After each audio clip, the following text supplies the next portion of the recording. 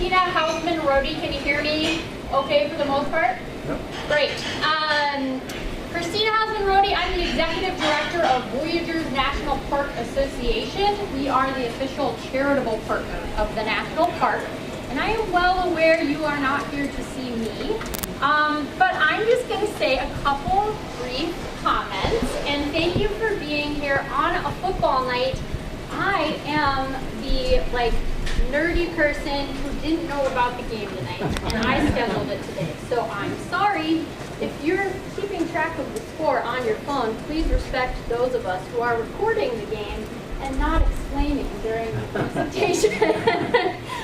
Thanks so much for being here. I know we all have been following much of Tom and the Voyager Wolf Project's work on our Facebook and Instagram, and we all kind of love this species and love the amazing wildlife of our region.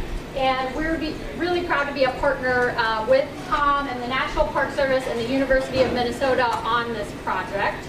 I just want to highlight quickly two things pertaining to our organization.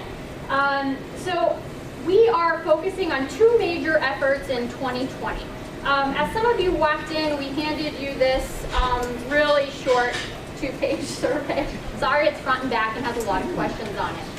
If you didn't get this survey, we would love for you to fill it out before you leave. As the Parks partner, we are working to expand community programming, youth programming, and volunteerism in partnership with the Park Service, and we really need your feedback to do that the right way. So even if it's just quick one-word answers, we really need your input so we know what kind of events like this, what kind of youth programs, what kind of volunteer days you would actually want to participate in. So your feedback is super important and we appreciate it. Another big thing we're working on in partnership with the National Park Service is working towards seeking dark sky certification at Voyageurs National Park. For those of us that get to live, work, and play here, we already know that it is dark here and we love our night skies. We can see the stars, the Milky Way, and occasionally the northern lights. The certification is really just an excuse to protect and celebrate that amazing night sky resource and maybe use it as a tool for education and sustainable tourism.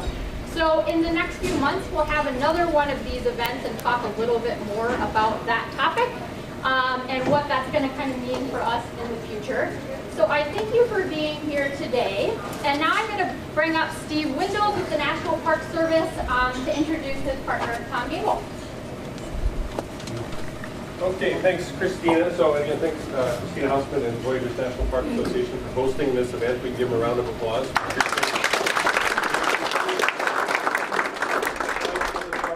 And this is event number how many?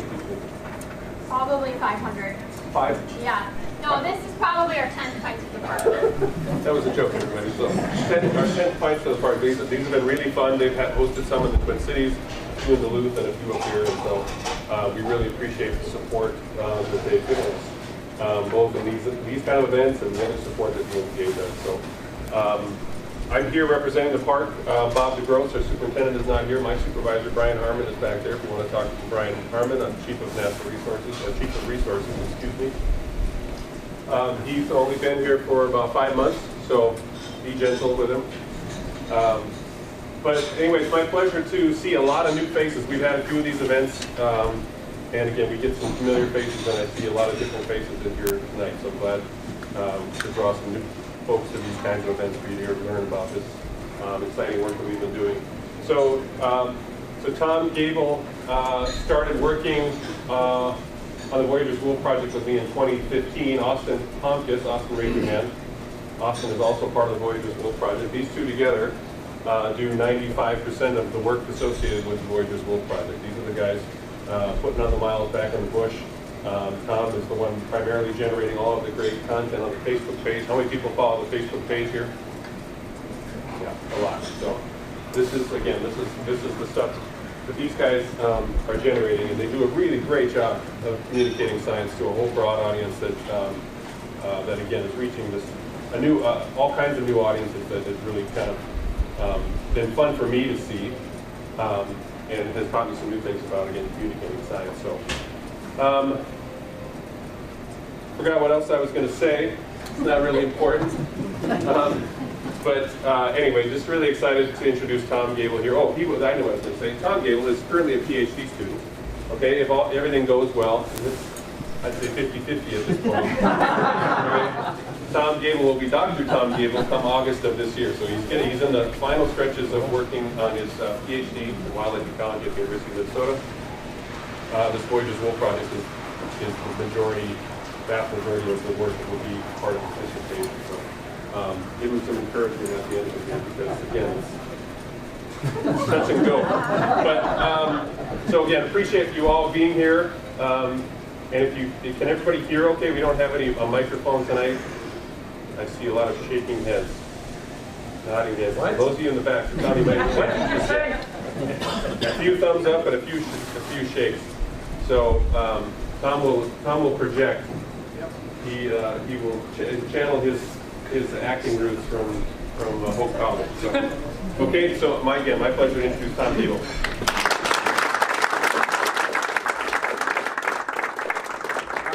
Steve. So I'm really excited to be able to be here and talk about the Voyageurs Wolf Project and the work that we've been doing in and around Voyageurs National Park. Before I begin, I need to acknowledge all the people working on the project with me, Austin Homkins and Steve Windows from Voyageurs National Park, and then Dr. Joseph Bump from the University of Minnesota. I also need to thank a whole slew of wildlife technicians that make this project possible. Every year we have a crew of about 6 or so field technicians who come in and do a lot of the field work that we need to make this project happen. And without their help, we just simply wouldn't be able to have the data that I'm going to present tonight. So a little bit of sort of background about the Voyageurs Wolf Project to get started here. The project is a collaboration between the University of Minnesota and Voyageurs National Park. The Voyageurs National Park has been doing wolf research starting in 2012 when they were studying several different aspects of wolves in and around Voyageurs National Park.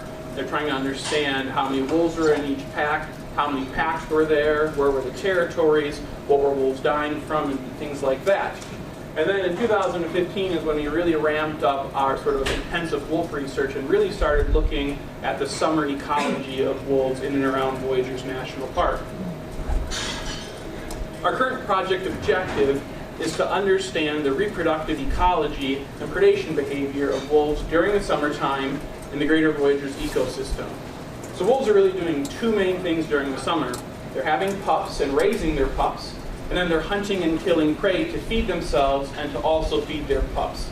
So if we want to have a really detailed understanding of wolves during the summertime, we have to have a really detailed understanding of both of these facets of wolf ecology. And so you might be asking what the greater Voyageurs ecosystem is, and really what it is Voyageurs National Park, and then a huge chunk of land south of the park down here as well. And the reason that we study wolves in this area is that the park sort of has this weird shape, and there's very few wolf packs that exist solely within the boundaries of the park. Really, we've only got a couple packs on the Kabetogama Peninsula and maybe down by Sandpoint that spend the majority of their time in the park boundary. But then we have a lot of these packs on the southern edge of the park that are going in and outside of the park relatively frequently. And so if we want to understand wolves inside Voyageurs National Park, we have to understand what's going on outside of the park, because those factors south of the park are going to impact the wolves that use Voyageurs National Park as a whole. So because we do so much work south of the park, we inevitably have to do work on state land, timber company land, and then we also do a lot of work on private land as well. So today we've had a lot of cooperation from local landowners, and we work with 94 private landowners who've given us access to do our research on over 11,000 acres of land. And these are people that include people who have cattle ranches, people who have deer shacks, just people who live year-round in Cabarash River or something like that. And it's been really encouraging. We have only asked 95 landowners for permission, and 94 of them have said yes. And that has really made this project possible, because a lot of our wolves spend a lot of time on private land. So one thing that makes the greater Voyageurs ecosystem really unique is our beaver population. So the Greater Voyageurs ecosystem in Voyageurs National Park probably has the highest concentration of beavers in the lower 48 states, and the beaver population probably rivals many places in Canada as well. So there's a lot of beavers. In this map, each one of these little yellow pins represents an active beaver colony that we identified during our aerial surveys in 2017. And so in total, there are 1,200 of those yellow pins here. So that is a lot of beavers. And so to show what that looks like from the air, here's a photo I took a couple years ago in the air. And each one of these white arrows points to an active beaver colony. So there's 9 that you can see here. And so if you're a wolf and you can figure out how to capitalize on this abundant food source, you have a lot of food that's out there in the landscape. And this is what really prompted us to start studying the summer ecology of wolves, because we wanted to understand what role beavers were playing in wolf ecology. So I'm going to spend just a little bit of time talking about the work we do on the reproductive ecology of wolves, and then I'm going to spend most of my time actually focusing on the predation behavior stuff. But to start on the reproductive ecology is really anything that deals with pups and pup rearing. So we're trying to understand a lot of different things, such as how many pups packs might be having, how many of those pups might be surviving, where are the dens that wolves are having their pups, where are they moving their pups around during the summertime, because they generally move their pups around to multiple dens, what are wolves feeding their pups, and all sorts of questions like that. One thing that we're really interested in trying to get at is what wolf-pup survival might actually be in our area. And that's a really hard thing to get at. So one of the ways that we're trying to get at this is by going into dens in the springtime when the pups are little.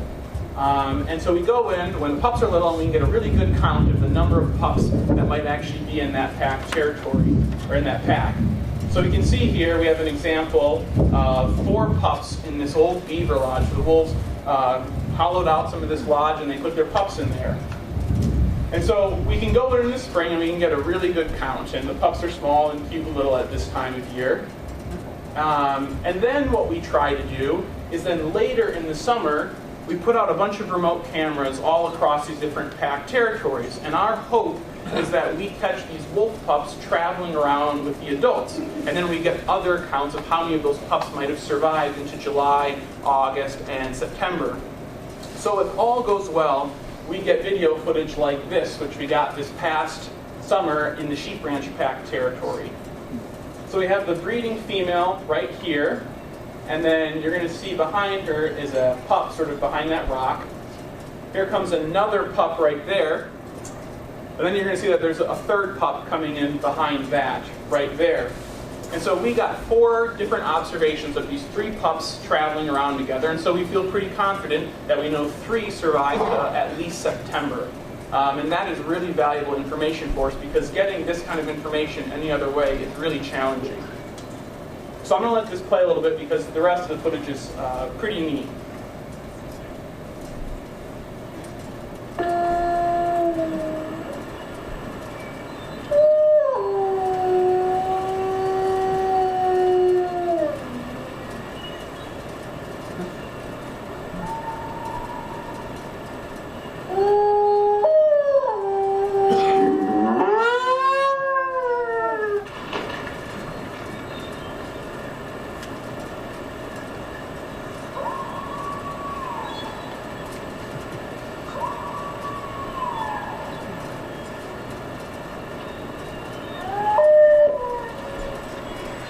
So getting trail camera footage like this is really quite difficult. We had a boatload of cameras out and only one camera caught something that was really this cool. So we do this kind of work throughout the summer trying to estimate pup survival, and then we also have cameras on different things such as wolf dens where we're trying to monitor behavior and things like this. And sometimes we get clips that really don't have a lot of scientific value, but they have some charming qualities to them, like this one of a Weopka Lake pup this past year.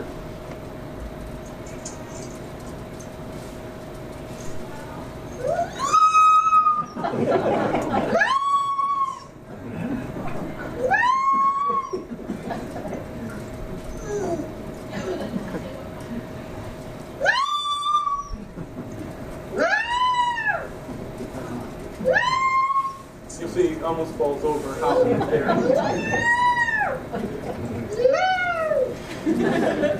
So in a lot of this footage is really quite exciting for us to get as well, because we spend so much time in these areas studying these wolves, and we never get...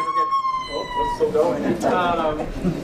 There we go. So we spend so much time out in the field, and we never see the wolves that we study. Generally, when we collar wolves and let them go, that's generally the last time we're going to see that animal, unless we get them on a remote camera or something like this.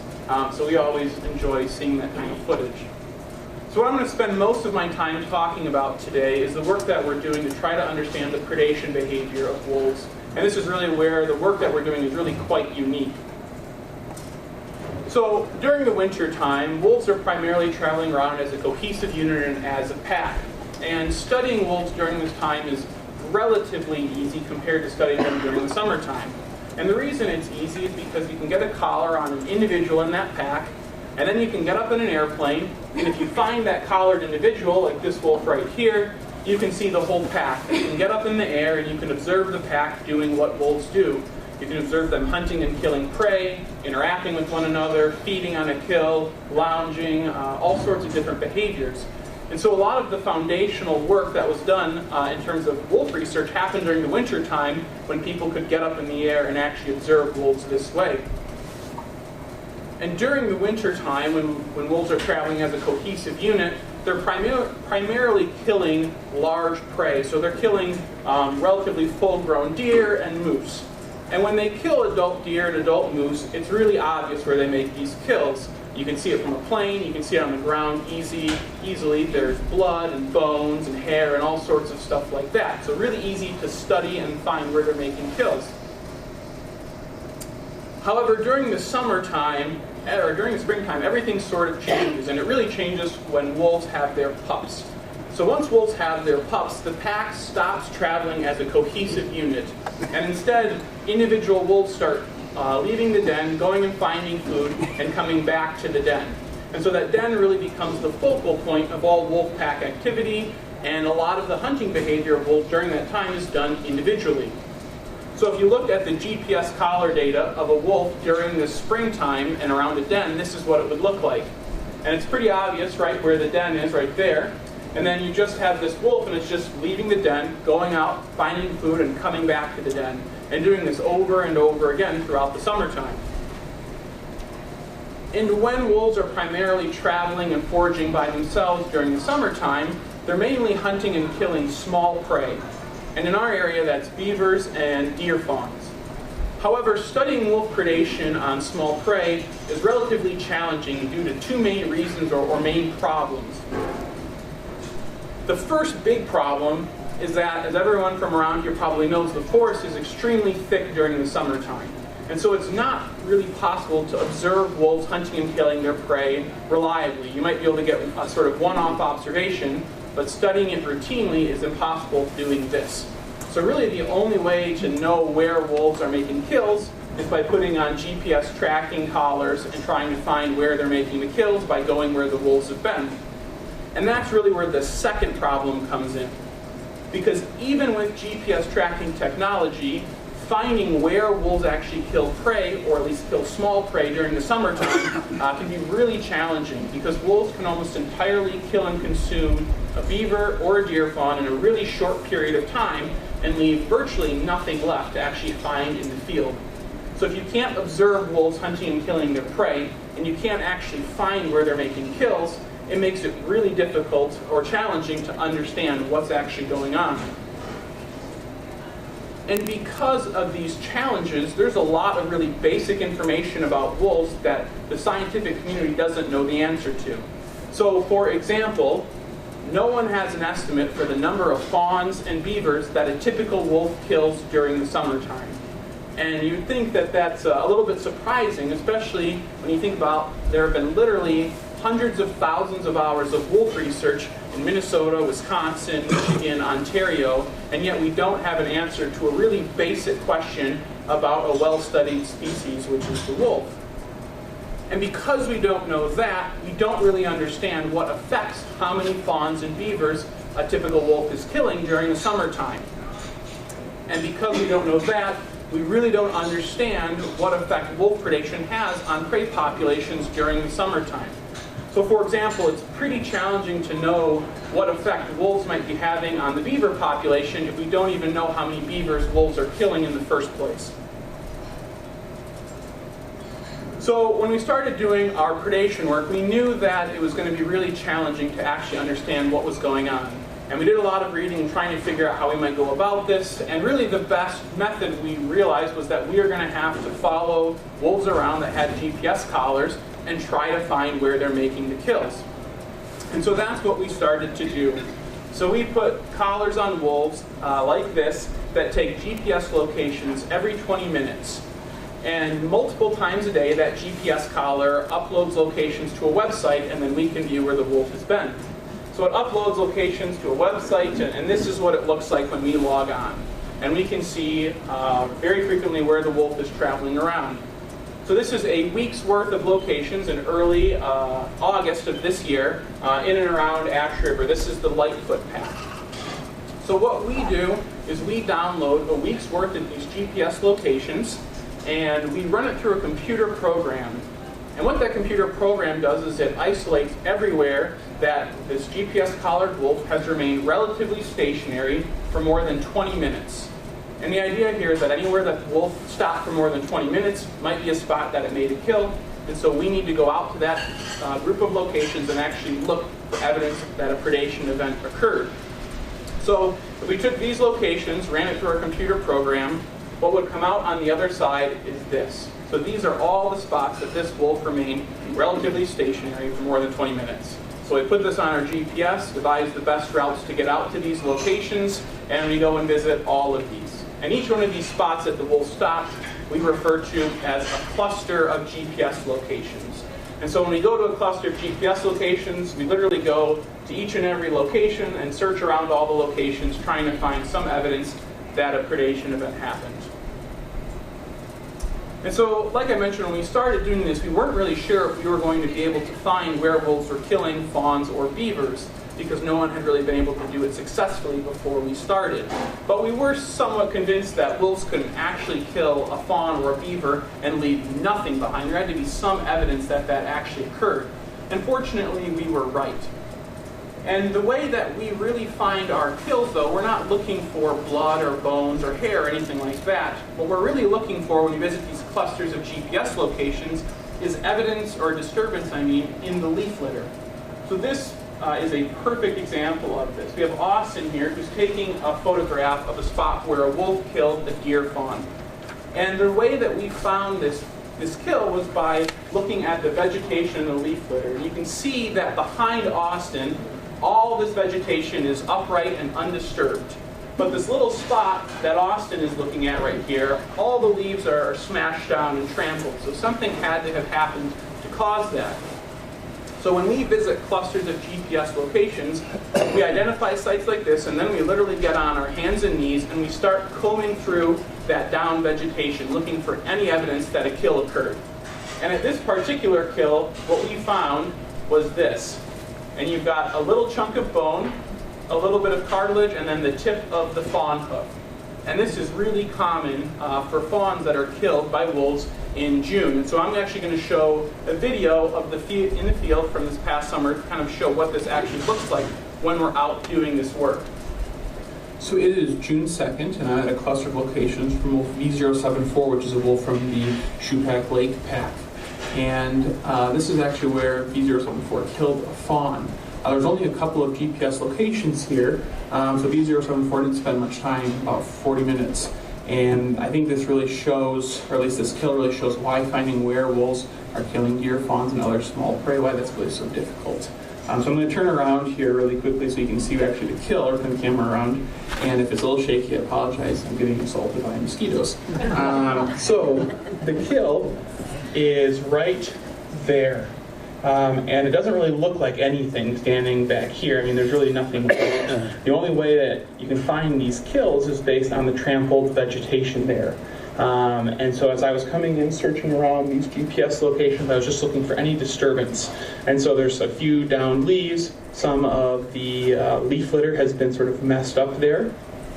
And then as we come in, it becomes a little more obvious, perhaps, that there's a kill. So if you're looking straight down at it, you can see there's kind of like a little oval-shaped bed where the wolf had been laying down, consuming this fawn. And when we zoom in, we can see that there's prey remains left. So we have a little bit of the fawn right there, and then there is a tooth from the fawn right there. And that is really all that was left of the fawn. And so you can see that when that's all that you're trying to look for in the sort of expansive forest here, it gets really difficult to actually pinpoint those locations. And this is really why wolf predation on fawns and other small prey has remained sort of unknown, because actually finding and locating these sites has been so difficult. So as always, though, very interesting to see what wolves do and where they're killing their prey. So that's pretty much what we're doing on our crew. Pretty much all of June is going out and trying to find kills such as that. And it's really challenging to locate those.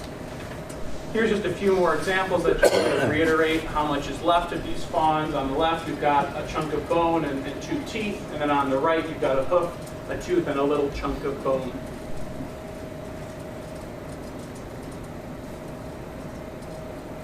And finding where wolves kill beavers can be equally as challenging. Here's an example. In this photo shows a kill right there. You see right there. And what happened here is a wolf grabbed a kit beaver out of this little creek, dragged it over, and consumed it right in that black circle.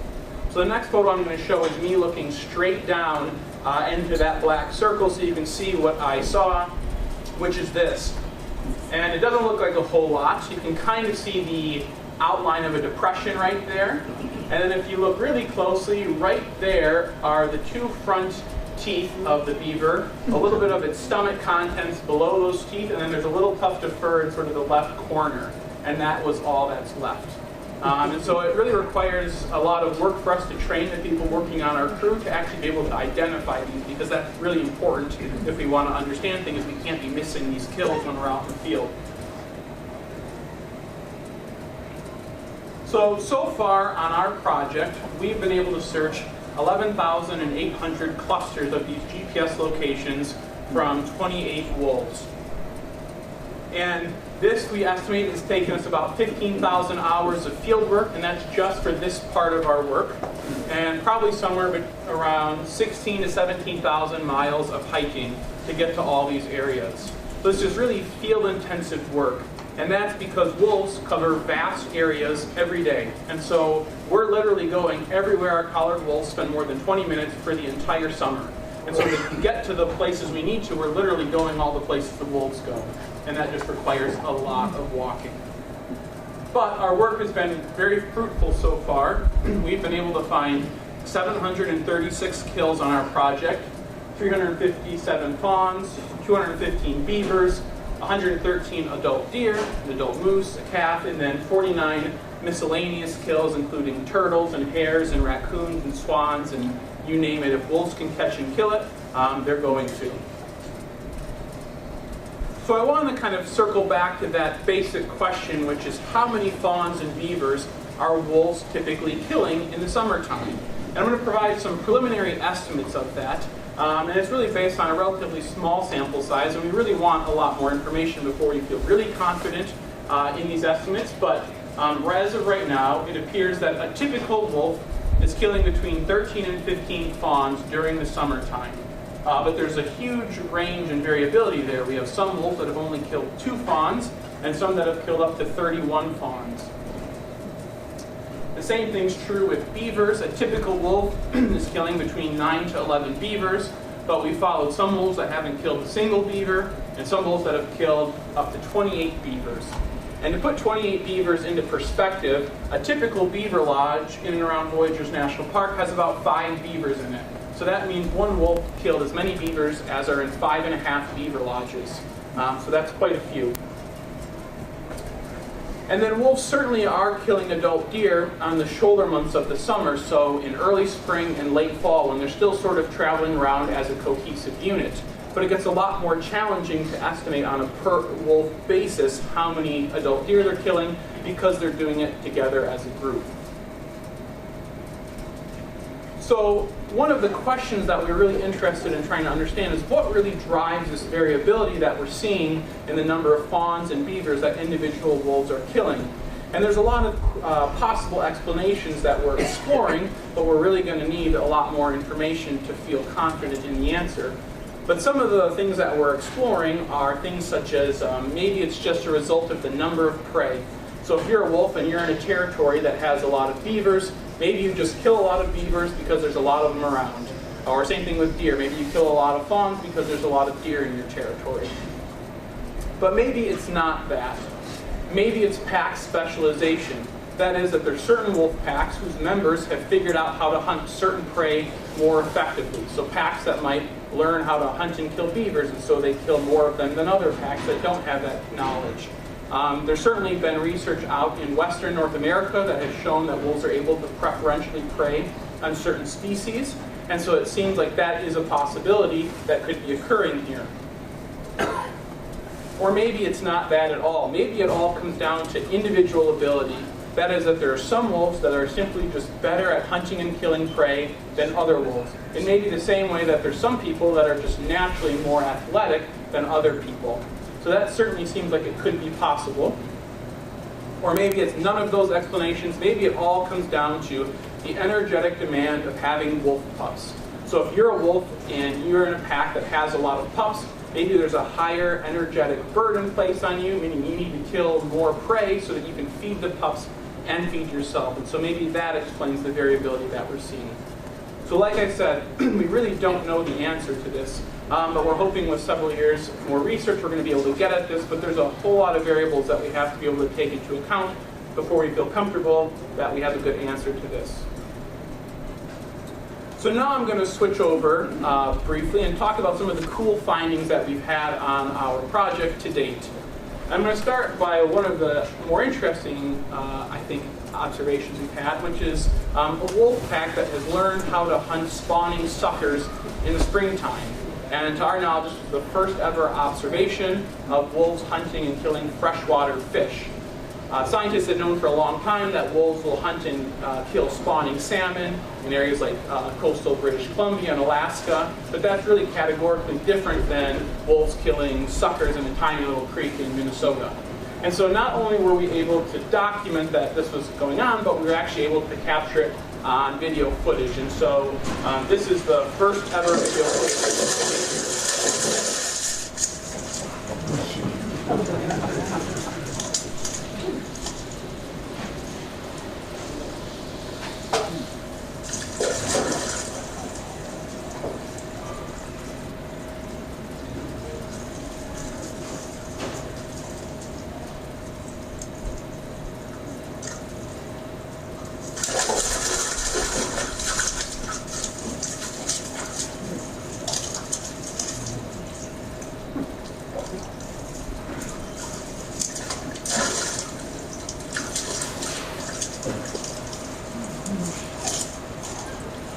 And this is the best one. And you can see the sucker on this replay. You can see it right there.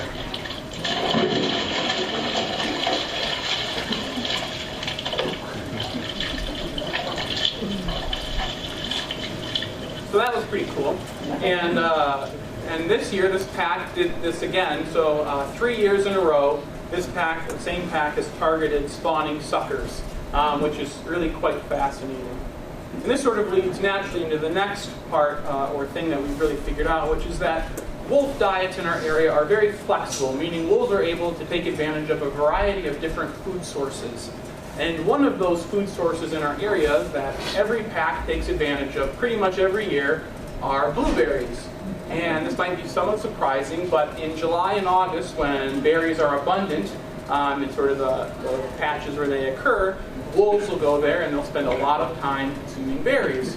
And based on some work we did, blueberries can constitute up to 80% of the weekly diets of wolf packs during this time when berries are abundant.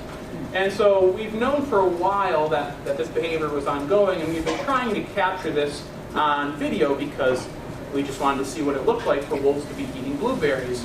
And so in 2018, we put out a bunch of cameras hoping to catch this behavior, and due to a lot of various reasons, it didn't work out. So this year, we put out a lot more cameras as well, and we sort of crossed our fingers, and fortunately, we got really lucky. And so you're some of the first people to see this video. But this is a wolf in the sheep ranch pack this past year eating berries. And it kind of looks like you'd expect, I suppose.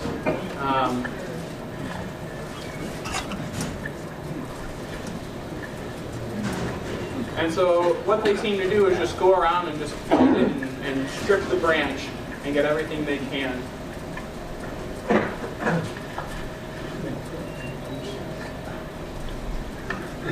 And so we have probably like 15 minutes of this one wolf by itself just eating berries here.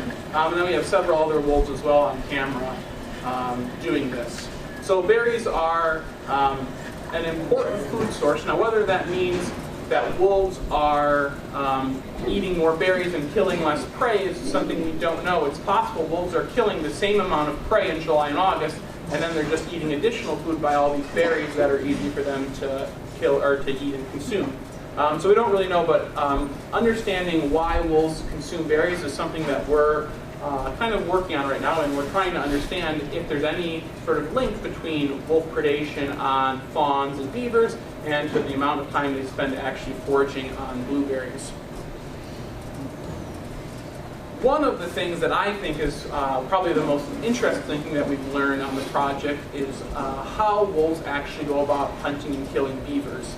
So when we started doing our sort of intensive wolf-beaver research in 2015, this really nice book had just come out called Wolves on the Hunt, The Behavior of Wolves Hunting Wild Prey by Dave Meach and some colleagues.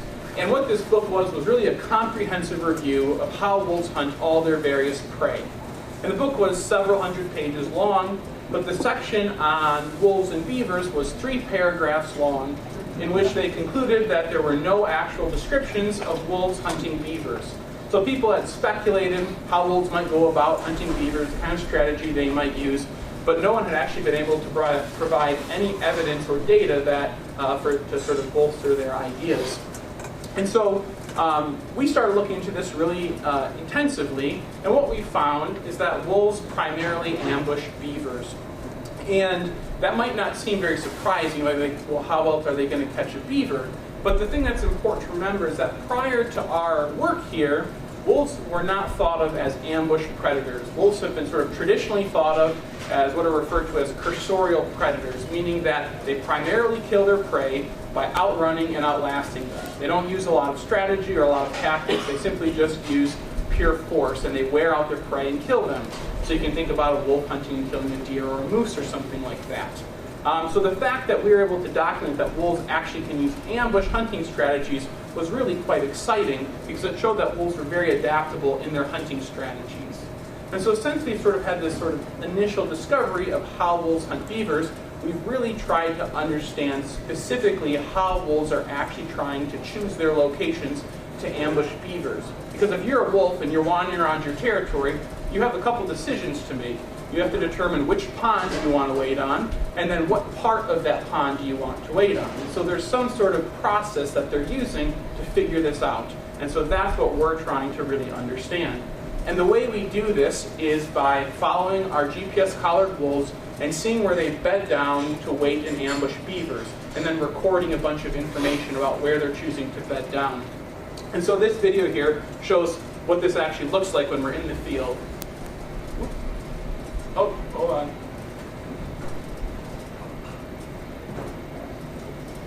Here we go.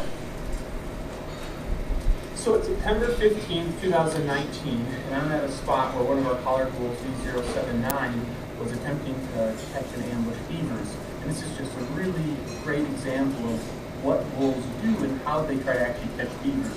So right here behind me, you can see this aspen tree that the beavers have been working on. I'm at the end of a 31-meter-long feeding trail, and wolf V079 bedded down right here.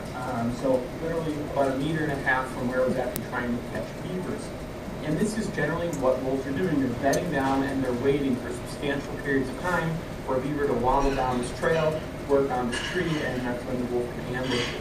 So V079 was at this particular bed for over 4 hours waiting for beavers.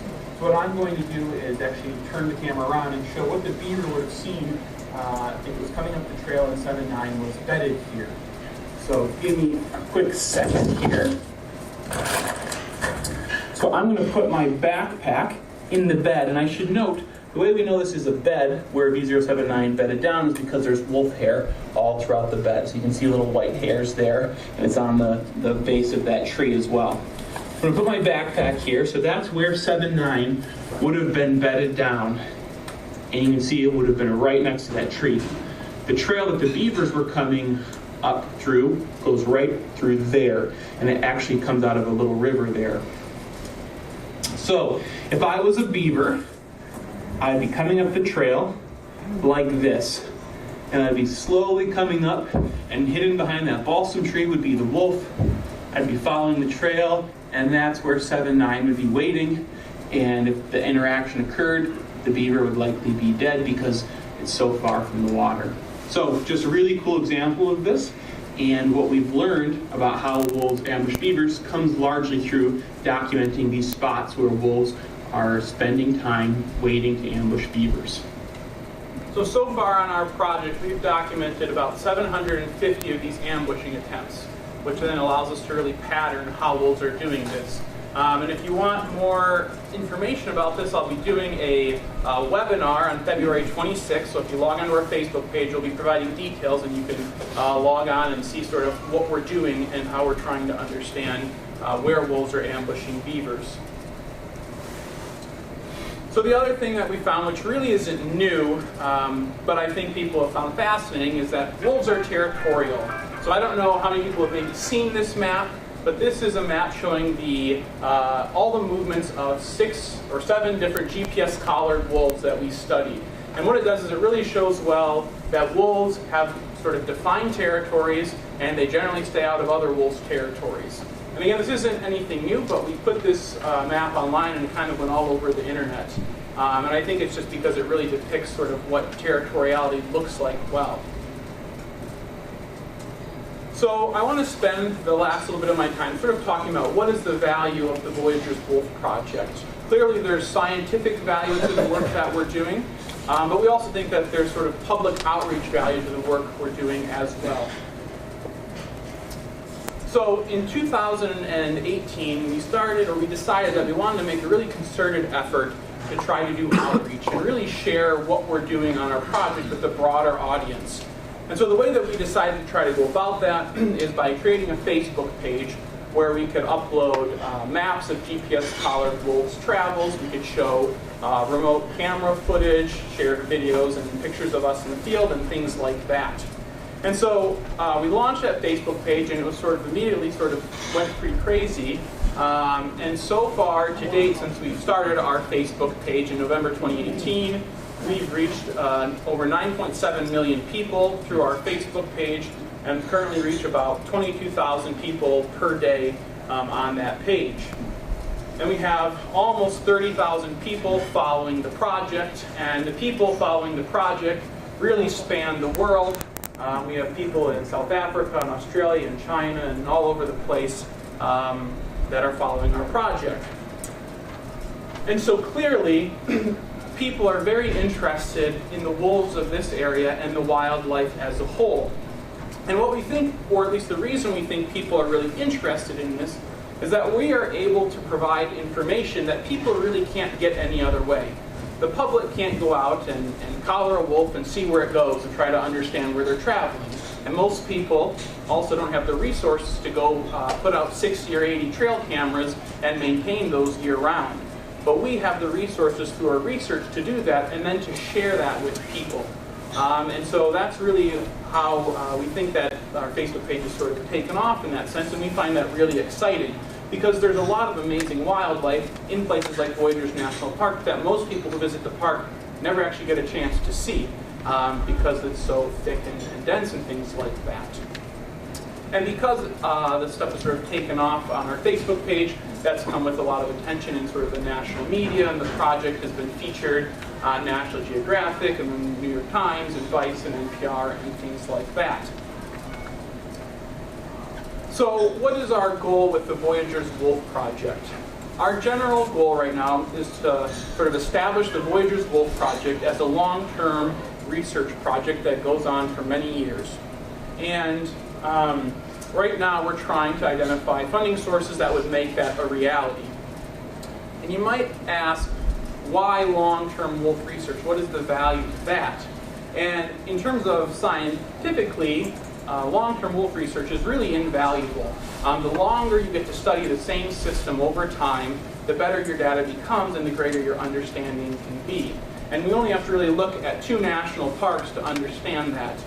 Yellowstone National Park and Isle Royale National Park. Both of these national parks have provided a wealth of information about wolf ecology because they've been studying wolves so long and so intensively.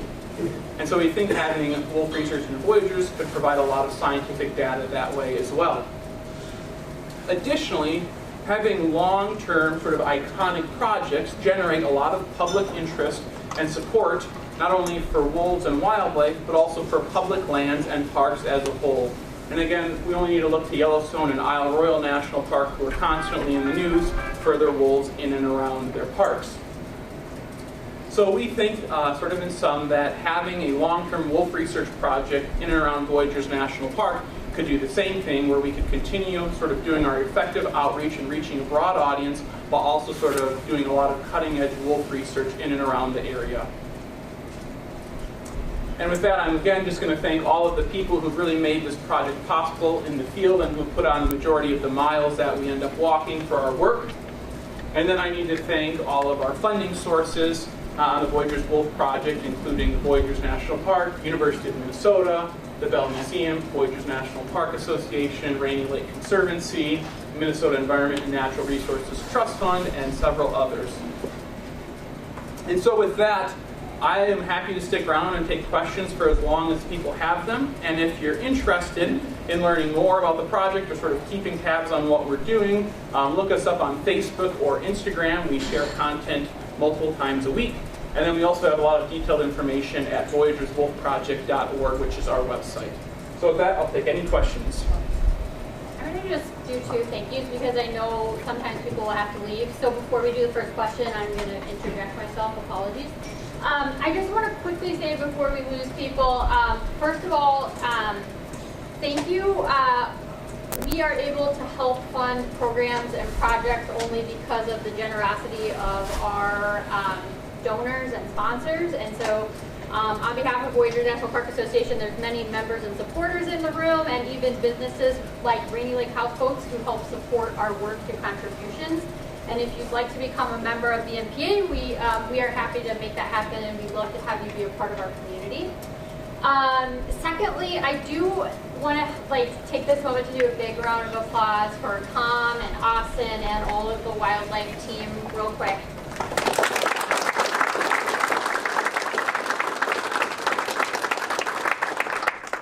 I went out in the field one day with these guys and I almost died. So the fact that they not only do this field work and then come back and share this with the public so broadly, I love the fact that we're not only getting this really valuable scientific research, but we're also using this as a tool to share Voyageurs, quite frankly, with the world. And so that's, to me, what's so amazing and exciting about this project. So we're so glad you are here, and I will help field questions. Yep. I travel 53 a lot, and I see a lot of wolves crossing the road down by Ash Lake. Can you tell us anything about the number of packs that are between Voyageurs and however their range goes?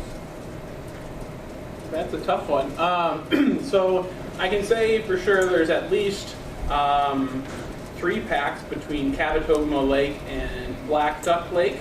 That's as far south as we've ever studied wolves in the area, and that's even getting kind of south for us. We had one wolf last year that was part of what we called the Fawn Creek Pack, which their territory sort of started at the Sheep Ranch Road and went south basically to about where Ash Lake was. And the Highway 53 was actually the territory dividing mark between them and the pack that was to the west of them.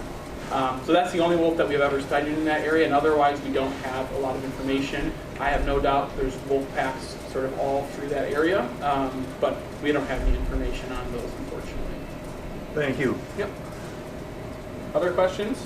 Yeah. The follow-on to that, what would you estimate the total number of wolves in your study area? That's a really hard question. So it's tough because Repeat the question. Sorry. So the question was, how many wolves do we have in our entire study area? Our study area is about 1,800 square kilometers. A lot of that are large lakes, and wolves aren't really occupying that, and so it gets challenging to figure out how many there might be. Our best guess is we probably have about 12 or so packs in our total study area.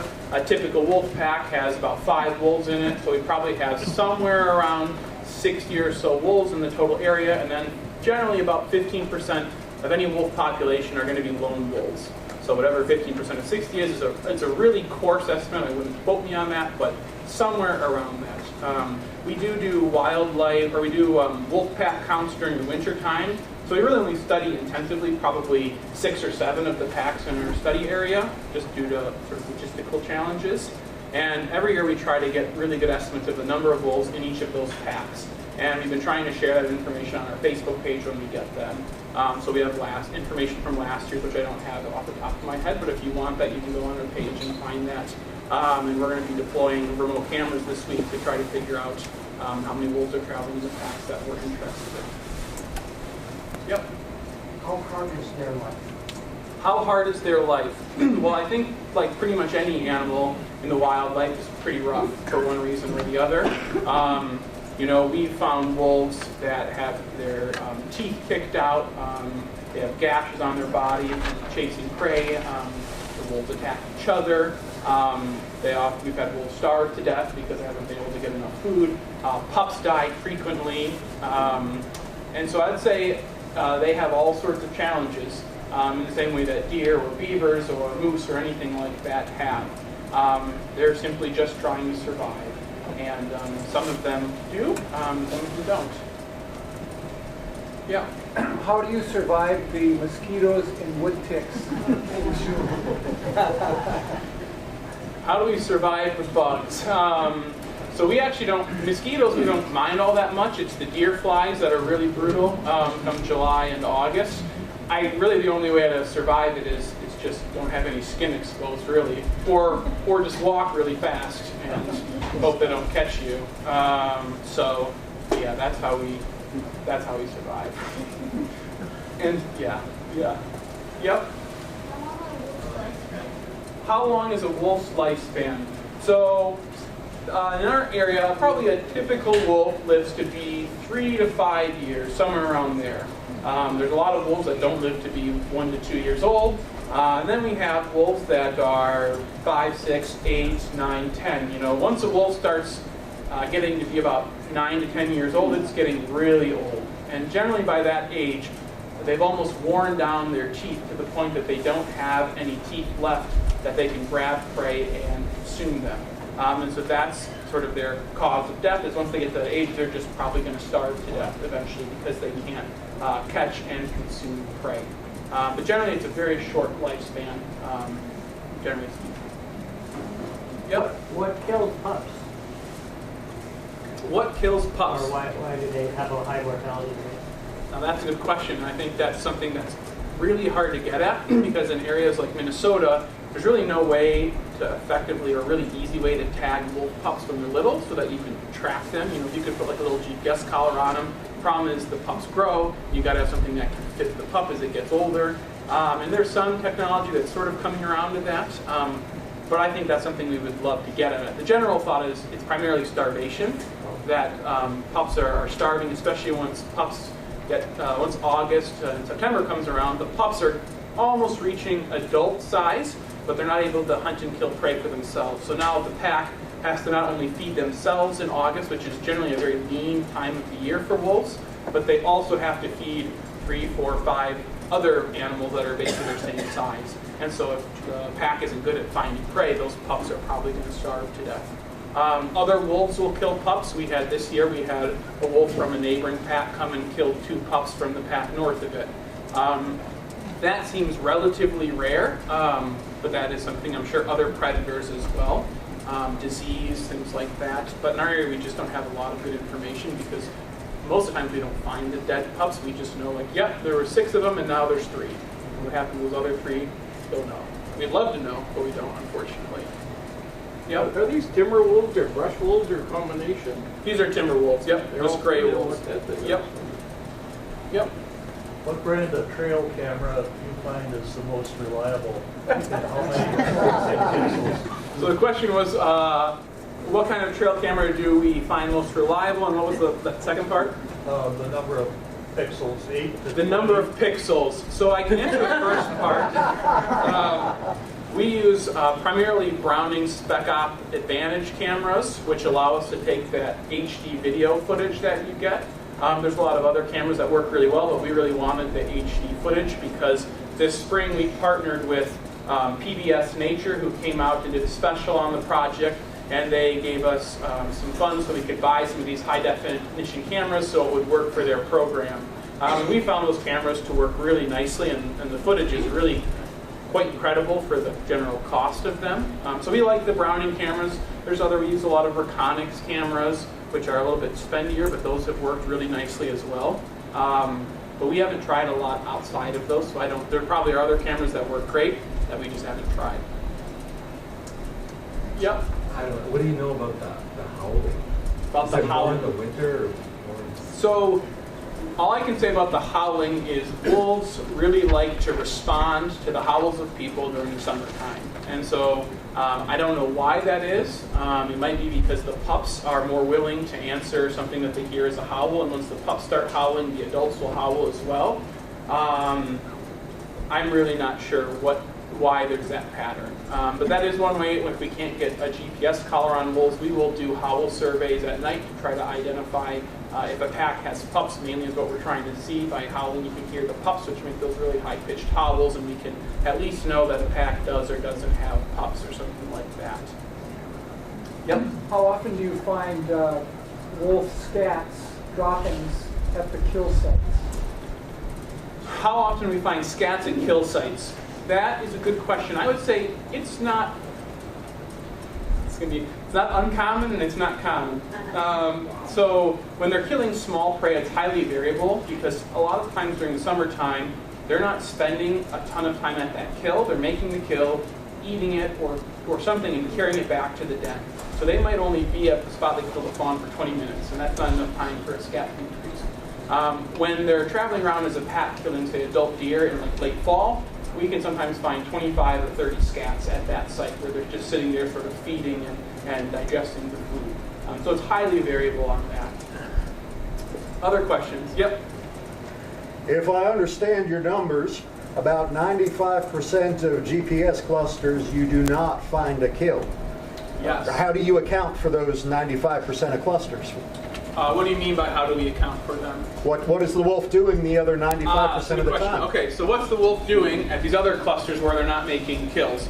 So when we go to these clusters of GPS locations, we're generally classifying them into 4 main classes. We've got kill sites, we have bed sites where it was clear the wolf was just bedding down there. We have what we call feeding sites, and so that's if we think the wolf was feeding on, say, roadkill or someone's compost pile or something like that. And then we have unknowns where we show up and we really just have no idea what the wolf was doing there, and we can't find any evidence or something like that. And so that's generally how we break down those. And then we also have, once we get there, we also try to interpret what was maybe going on there outside of that. So, for example, like that instance where the wolf was bedding down to ambush beavers, we would consider that like a beaver hunting attempt because we've got certain criteria and that cluster met that criteria. So that's how we kind of break it down. But generally, we've kind of got 4 main categories. And most of the time, wolves aren't making kills. They're generally bedding down and just kind of hanging out. Yep. With those 94 landowners, how much cattle predation are you seeing? So the main cattle rancher we work with is the one off the Sheep Ranch Road. And there's been chronic depredations there for many years. We work with the owner there, and because we commonly have wolves that go on that ranch, not necessarily causing problems, but it's just such a huge area that they'll go on it. And when there is a depredation, if one of our wolves is involved, we try to help. But otherwise, we're not really involved with that, other than, we'll generally know if there's a problem, because if a calf or a cow is taken on that ranch, we'll get a call pretty quickly asking if we had a wolf in the area or something like that. But that's really the only ranch that we really work with, because that's really the only one that's really in our study area, I would say. Yep. What's the process of getting the collar on? How do we catch the wolves and collar them? So the way that we catch our wolves is we use padded foothold traps. And so these are the traps that trappers would use to catch coyotes or something like that, but they've been modified for catch and release. So the traps have these rubber padded jaws on them so that when the wolf is caught, it doesn't impair the wolf in any way. And once the wolf is caught, we are checking our traps daily, sometimes more than once a day. And once the wolf is caught, we come in, we give it a sedative, puts the wolf asleep. Generally, it's sort of out for about 40 minutes or so. We get all our work done, we put the collar on, we take a bunch of samples, a bunch of measurements, and then the wolf is given a drug to sort of wake it up, and it's got to sort of burn off those drugs, and it's a little loopy for a few hours, and then within a day, it's usually back with its pack or at its den or something, traveling around the area. Yep. Mine's not a question, and I don't know if you remember me, but that's what you're talking about. Remember this summer I found one of your wolves? Oh yeah, I remember that. Yeah, and then I had Austin, we did the... Yeah, we were all there. And I just want to tell everybody here, I was so impressed. They let me hang around and help them collar it. And I was so impressed how well they treated that wolf. They really cared about it. And man, it was an awesome thing. We spent about 2 hours asking questions. It was and great. They answered every one. Yeah, no, it was great. It was pretty neat. Yeah, we appreciate that. Yeah, no, and so people do occasionally find our wolves in a trap, and usually if someone is there, we let them kind of see the experience. I apologize for springing you at the trap. I didn't know they were yours. That's okay. It worked out all right. So that's actually the wolf that we caught. That was the one eating the blueberries. That's what? Really? That was the wolf. Yep. Yep. You did? Do you have the information on wolves killing fox? Do you have any information on wolves killing in your park up there here? Yeah, so the question was, do we have any information on wolves killing more mature deer? We do. I don't have it sort of off the top of my head, but generally when we see predation on more mature deer, is going to be in that springtime, so around April when there's still some snow. The deer are weak from the winter time, and we'll see wolves killing deer then, and even single wolves killing adult deer at that time. And then most of the summer, wolves are not killing adult deer pretty much ever. It's really uncommon. And then once that pack starts traveling as a cohesive unit in the fall, and that generally happens when the pups are old and mature enough and able to travel with the pack, they'll start hunting adult deer together, and we'll start seeing kills in September and October. And at that time, they'll kill does, they'll kill fawns, they'll kill large bucks. That once the bucks enter the rut, it seems that the bucks get really distracted and become more vulnerable to predation. So it certainly happens. I don't have great information, at least off the top of my head, but if you want more, feel free to email me. I'm happy to share that. Other questions? I have one. Yep. I know somebody with some hunting land, and the land is becoming flooded with a swamp. Beavers. Okay. And I've wondered if that's an indication that there's no wolves in the area. I don't know what to think. So the question was, there's been some land that's been flooded, and the question is that sort of an indication that there's no wolves in the area? Generally, from what we've seen, is that wolves are not very good, at least in this area, of really limiting the beaver population in any meaningful way. Probably because there's just so many beavers around that they just aren't having an impact. A typical wolf territory in our area is going to have 100 to 150 beaver lodges or colonies in it. And there just doesn't appear to be killing enough to even put really a dent in that population, at least from what we can tell so far. So they really shouldn't be hungry, the wolves. Well, so that's the challenge is there's a lot of food around, but the challenge is how do they actually go about catching it? And beavers are probably a lot more difficult for wolves to catch than one would think, because beavers, when they forage, only spend little chunks of time on land. They might be on land for 5 minutes, 8 minutes, whatever. And a beaver colony is using 10, 12, 15 feeding trails around their pond at any one time. And so that means if a wolf is going to try to catch a beaver, they have to be at the right trail at the right time for a beaver to come on land. And then once they encounter the beaver, they have to be able to kill it. And an adult beaver can be 50, maybe 60 pounds. And the average female wolf in our study area is about 58 pounds. So they're trying to take down a beaver that's almost their same size. And beavers have this shape that is kind of like a football. There's no neck. So if you're a wolf, you know, how do you catch a beaver? So if you want a really cool video, just type into YouTube, wolf beaver attack. And there's a video that was filmed in Quebec that shows a wolf trying to take down a relatively small beaver, and it's quite an event to watch that wolf try to kill it. So beavers are likely much more difficult for wolves to kill than it might seem for it on the outset. Yeah, Lisa? Can you explain the process used to process wolf scats to figure out what is in their gut? Okay, so I didn't talk a lot about the work we do understanding wolf scats, but on our project we've collected over 8,000 wolf scats, so that's something we do every year, every month. We collect about, we try to collect about 20 to 30 scats from each pack every month of our season, which is from April to October. And what we do is we fill literally chest freezers full of turds, and then we have what we call scat days, which is usually chosen on a sort of a miserable field day, and our whole crew gets together, and all we do is we sit there and we take the scats that are frozen, we put them into nylon stockings that we bought on wholesale, and then we take those and we put them in a large boiling pot of water to kill the parasites in them, so it sits in there and makes this nice stew for about 45 minutes. And then we drain that, and then we take the scats, and there's a washing machine, and we wash the turds in a washing machine, and we kind of have shifts and change the turds out every, I don't know, hour and a half. And we can wash about 20 to 30 scats at a time, so it usually takes us a few days to do that. And then once they're washed, then we put them out on plates on a table, and everything is dried out, and they don't smell, and it's great. Anyway, so that's part of the, I would say, the fun part of the work. So, yeah. I want you to do a promotion for your t-shirts and sweatshirts.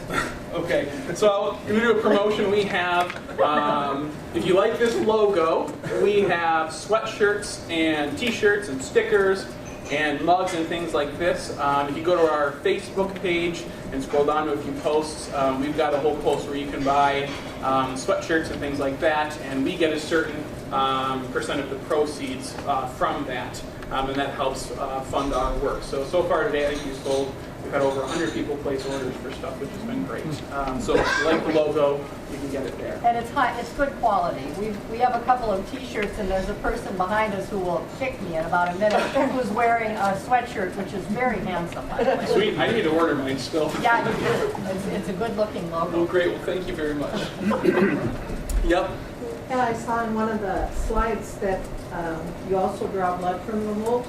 Yep. What are you checking for when you do that? To be honest, I don't really know. So we collect a blood sample.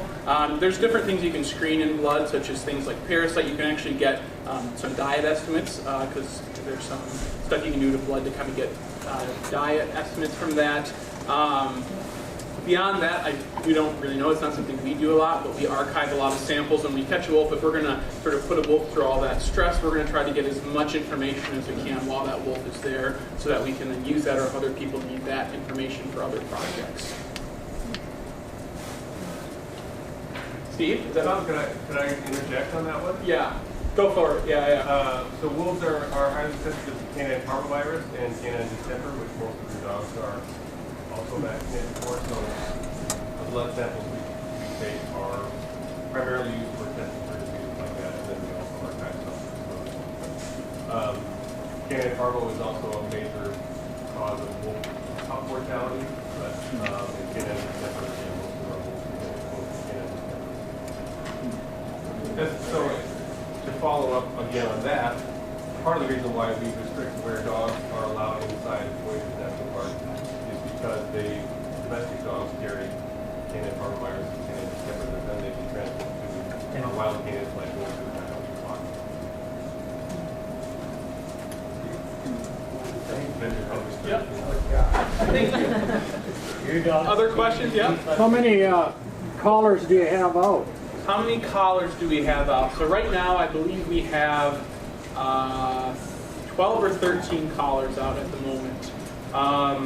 And every spring, what ends up happening is the collars can only take 20-minute locations for about 7, 8, 9 months or something like that. And so we get basically one field season out of our GPS collared wolves where we can do the really intensive studies, because every time that collar takes a location, it's burning through battery, and there's a limited battery amount that collar has. So every spring we end up trying to put out another dozen collars or so that we can do our work every year. Have you had any sightings where the rest of the pack will kill that animal after when he comes back to the rest? So the question was, do we ever see collared wolves getting killed by their pack members once they come back with the GPS collar? And we've never had any issue with that, and we are not aware of anyone that's had a similar issue. Generally, it seems the wolves come back with that collar on, and the pack members like to chew on it and sort of see what this new object is, and then they get used to it, and then life goes on as is from what we can tell. Yep. How much does the collar weigh? How much does the collar weigh? So the collars we're using weigh 0.7 kilograms, which is about 3% of the wolf's body weight, which is pretty good. Yep. And then another one off. The territory, like how much does that fluctuate from season to season? How much does the territory fluctuate from season to season? I don't know how much sort of fluctuation there is in individual territories. A typical territory in our area is going to be somewhere between 120 to 130 square kilometers, which I know isn't helpful to most people. I don't know what that is in square miles off the top of my head, I'm sorry. But generally that's pretty standard, and we don't see huge fluctuations in average territory size. What will happen is if a pack sort of dissolves and a new pack comes in, we'll see territorial shifts in where that boundary is. Sometimes we'll see packs sort of taking over another pack's territory, so it'll get larger. Sometimes they'll condense because another pack will come in and sort of force them into a smaller territory. So there are shifts, but I don't know what the magnitude of those are. Yep. On the territory, do they avoid a black bear's territory, or do they pretty much share all the resources with people? So the question was, do wolves avoid black bears or black bear territory? And wolves and black bears seem to coexist. Well, they have to coexist because there's a lot of bears that fit in a single wolf territory. A good example of this is we put our cameras up on these blueberry patches, and we got wolves and black bears in those patches at the same time. We did get one footage of a wolf chasing a black bear out of that area, so I'm sure that they definitely compete when possible. But we've never found wolves killing black bears except during in September, right after opening of bear season happens. And our best guess is that generally wolves are killing wounded bears that have been killed in that hunt, because we've not seen that at any other time of the year. So it seems like generally they coexist without a whole lot of issues. Other questions? Yep. Did one of the radio collared wolves end up by Ear Falls? Oh, up by Red Lake? Yeah, Red Lake. Yeah, so last year, we had 2 wolves that we collared south of Voyageurs National Park that each dispersed over 300 kilometers north up to Red Lake, Ontario, where they then eventually came into contact with one another, a long ways away from here.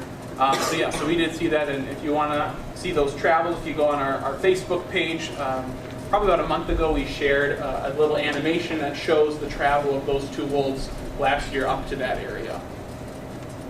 That's pretty uncommon. I don't know how common it's been to meet up like that, but wolves dispersing long distances like that isn't, I would say, that uncommon. They have a really amazing ability to just cover vast areas in relatively short periods of time. Yep. Could you talk a little bit more about the behavior of the lone wolves and that? So the question is, what's the behavior of the lone wolves? And that's a good question. It is really hard to understand what lone wolves do, because they don't stay in the same area very long. So they're just constantly sort of wandering. And generally, once a wolf leaves our area, we stop following it, just because don't have the ability to kind of chase it wherever it goes. We have followed lone wolves for like short periods of time. We had one this year that we followed actually for about 3 months, and that lone wolf really only seemed to kill beavers. I don't think we recorded, Austin, did we record a deer? I don't think we recorded a single deer that wolf killed when it was by itself. Now, whether or not that's common or not, I don't know, because we just haven't followed that many of them. We've seen other lone wolves that'll head south of the park, and they'll kind of go out where there's farm country, and they'll find like roadkill that they'll scavenge, or a spot for maybe cattle were dumped, or something like that. Generally, they're doing whatever they can to find food. We've also seen other lone wolves that in the summertime will just hang out on blueberry patches, and they just won't leave like this little patch, and they'll just spend seemingly weeks there. I guess just trying not to burn energy or something. But it's a really fascinating thing, wondering what they do, because pretty much any wolf that lives to be 4, 5, 6 years old and sort of lead a pack is going to be a lone wolf at some point in its life, as it sort of leaves its territory it was born in and goes and finds open area so it can find a mate and set up shop. And so that's a big area that we don't really understand what lone wolves do during that time. We're hoping that with enough time, maybe we'll get a better picture of that. Is there any technology where the wolf pups can be inserted with a chip instead of a collar or something like that to keep track of them as they grow? Yeah, so the question was, is there anything that you can put on a wolf pup to keep track of them when they grow? So what we do also in the springtime is when the pups are small like that, is we'll actually, we're moving them from the den and we actually put a little microchip in them. Which is basically the same sort of chip you put in a dog or something like that. The reason for that is then when we're trying to collar wolves the next year, we can take a scanner and be like, oh, this is that pup that we tagged last year and it lived to be this old. If the pups are old enough, we put little ear tags in so that we can see that on a remote camera if we catch them later on, and that's worked in some instances for us. The Minnesota DNR is experimenting with some different methods where they're getting little tiny collars that sort of expand as the pup gets older to see if that's a reliable way to study wolf pup survival. But that's really something that other people have done surgical implantations into them. That's not something that we want to do right now. But those are the sort of methods that people are using to try to get at this question. Because there is sort of an interesting question and important for understanding population change. But it's just really hard to get at in forested ecosystems. Yep. How do wolves establish mating dominance? How do wolves establish mating dominance? I have no idea in our area, mainly because we just never see wolves in our area. Generally the thought of how the mating or how the pack works in places like Minnesota is you generally have a breeding pair, a male and female, and then the other wolves in that pack are their subordinate offspring that they've had. And so a breeding pair or two wolves will find each other, they'll have pups. Those pups will become a year old. By the time those pups are a year old, the pack will have another litter. And once that other litter is formed, that breeding pair is mainly going to focus on those newborn pups. And so those 1-year-olds are going to be sort of neglected. And that's sort of the impetus for a lot of those 1-year-olds and to leave the pack and go find sort of greener grass elsewhere. And so this is generally how wolf packs are thought to go until that breeding pair, and then eventually one of them dies or something splits up that pack, and then a new pack will take on that area. But there are obviously variations on that, and a lot of times we don't know in our packs because we can't observe them, and we only have a relatively small proportion of the total individuals in our study area actually collared or tagged at any given time. Yep.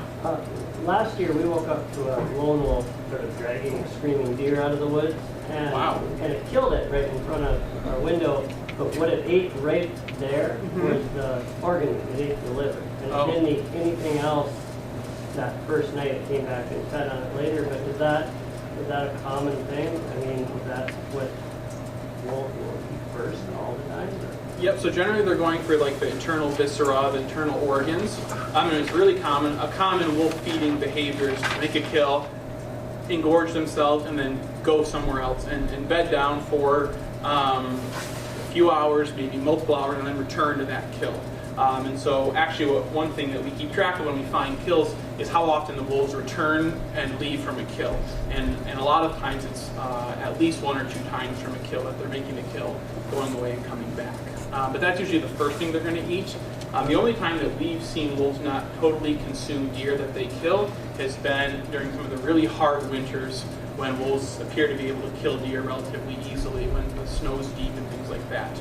During the summertime, we rarely see deer, much left of deer at all. Usually they're going to come back and that thing's going to be cleaned up, and most of the deer that we actually find killed, we're not able to even find the jaws or the skulls or intact legs or anything. It's just gone. And all we find is sort of the intestines and some hair and stuff like that. Are the eagles and vultures and whatever cleaning these things up to these deer? So the question is, are the eagles, vultures, and other scavengers cleaning up these kills? And during the winter time, we'll certainly see ravens and stuff like an eagles on, or at least around these carcasses. During the summertime, we rarely see that because the wolves generally consume it so quickly there's nothing left in the first place.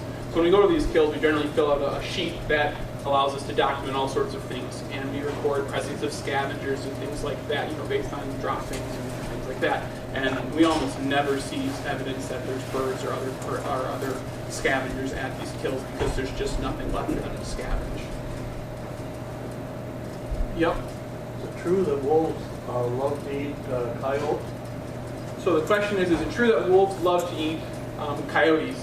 I don't think that they love to eat coyotes. I think they'll certainly kill coyotes that are in their territory that they can catch and kill. In our area, we have not documented a single instance of wolves killing coyotes. I'm sure it happens. Part of that's probably because we just don't have that many coyotes around in our area. So it's hard for us to really say a whole lot about that because we've not seen that happen in our project yet. Yep. On the map that had the trails for the different packs, it looked like they were almost exclusively on the mainland. Did you not find them going out to the islands at all? Yeah, so during the summertime, wolves very rarely venture out to the islands on Cab, Namakan, or even, I think, Rainy. We've not had as many wolves collared up on the Cab Peninsula as we have on the southern part of the park. But they seem to really avoid those islands during the summertime, probably because there's a lot of people out on the water, people camping on islands. But yeah, I don't know necessarily why they don't go to some of those. We've only seen a few instances where they've gone to islands like Stevens Island on Namakan, where it's a really close hop over to the island. Now, we have seen lone wolves that are sort of traveling through the area. They'll swim out and hop from the islands to get across the area. But we have yet to see wolves like really swim out like the islands in West Cab and spend a bunch of time. Yep. Where were those wolves fishing at? Where were those wolves fishing at? I can say the wolves were fishing south of the park. We've been trying to sort of keep that quiet just because they're not disturbed. There's a lot of suckers that run up into this beaver pond. Oh, really? Just wondering if that's... So we haven't seen it in that pack. I can say that for certain. Because we used to catch them out there. We really not having that when we were kids. So what we've been curious about that, those wolves going after the suckers, is really how common is that behavior. Not necessarily in our area, but just sort of generally speaking in Minnesota, other parts of Canada, etc. Certainly this is not the only pack or the first pack that's done this. It's just sort of documenting how common is it. It probably requires wolves to figure it out because that pack that goes after the suckers, the first year that we had that pack collared, which is the first year that that pack existed and formed, they didn't go after suckers. So something happened between the first year we studied them and the second year where they figured out and somehow made that association that there would be food in that creek. And so we're interested to see if we ever document that behavior somewhere else and if it did that behavior. I think Tom will kind of stick around for questions, and I know some people joined us online, so we'll end there and thank Tom again, and he'll stick around for any more questions after that. Thank you so much for coming. Thanks.